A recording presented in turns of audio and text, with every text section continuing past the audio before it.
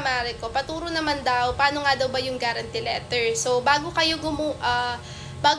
turuan ng guarantee letter, kung paano ako nakakuha ng guarantee letter, i-make sure nyo muna yung mga hospital na pinagpapacheck-upan nyo po ay nag-a-accept sila ng guarantee letter. Kasi po ako sa Philippine Heart Center, sila mismo nagsabi sa akin, sabi nga nung staff doon, if hindi namin kayang bayaran ng cash, pwede namin ilapit for guarantee letter. Kasi parang wala atang pondo ang malasakit, ewan lang, not sure. So, ako naglakad na lang ako ng guarantee letter. So, kapag na-confirm nyo yung hospital nyo, nag-a-accept sila ng guarantee letter, then doon na kayo mag-go na maglakad ng mga guarantee letter. So, ano nga ba yung mga requirements na kadalasan na ipapasa ko? Number 1, medical certificate. Number 2, quotation ng katulad ko, dahil meron ako radioactive iodine procedure, so humingi ako ng quotation nung aking procedure na yon.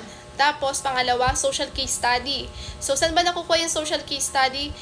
Yung case ko, nagbigay yung hospital na pinagpapacheck-upan ko, which is yung si Maclang. Nagbigay siya. Pero, meron kasing mga ibang party list senador, gusto nila naka-address sa kanila yung social case study. So, kailangan yung ipa-address sa kanila. So, saan naman kumukuha nun? Minsan nga may nagbibigay sa hospital, pero merong case kasi na nire-refer kayo dun sa mga munisipyo nyo. Kung taga Quezon City kayo, kukuha kayo sa SSDD. Sila yung nagre-release ng social case study. Pero sa ibang lugar, hindi ko po alam sino yung nagre-release ng social case study sa kanila. Basta pumunta kayo ng munisipyo nyo.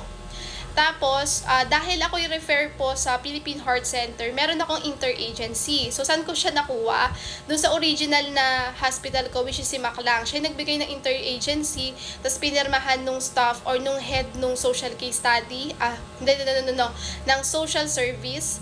Sila yon. Tapos, dinadala ko siya or pinapotocopy ko rin siya kapag nagpapasa nga ako sa mga senador or party list man yan.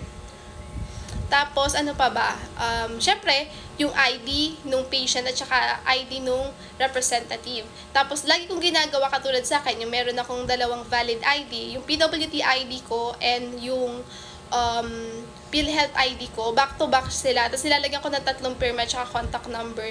Tapos, kapag sinasabay ko yun sa anak ko, same lang din naman, may ID ako, tapos yung ID nung anak ko na PWD. So, ganun yung ginagawa ko. Ano pa ba? So, saan kayo pwedeng lumapit? So, sa mga government agencies katulad ng presidente po, vice president, senador, party list, syempre congressman nyo, pwede rin po sa mayor nyo or sa vice mayor nyo. So, ayun. Tawag dito. At hindi ko po masasabi sa inyo na agad-agad magre-release ng GL. Meron po talaga nagbibigay ng GL na medyo matagal, umaabot ng 2 weeks. Meron pa nga po sa akin hanggang ngayon wala pa nagsisend. So, mag-iisang buwan na rin na ata. So, may mga ganong case. So, iba-iba talaga sila. Minsan may mabilis, minsan po talaga merong matagal. So, ayun lang. Sana nasagot ko po yung tanong niyo.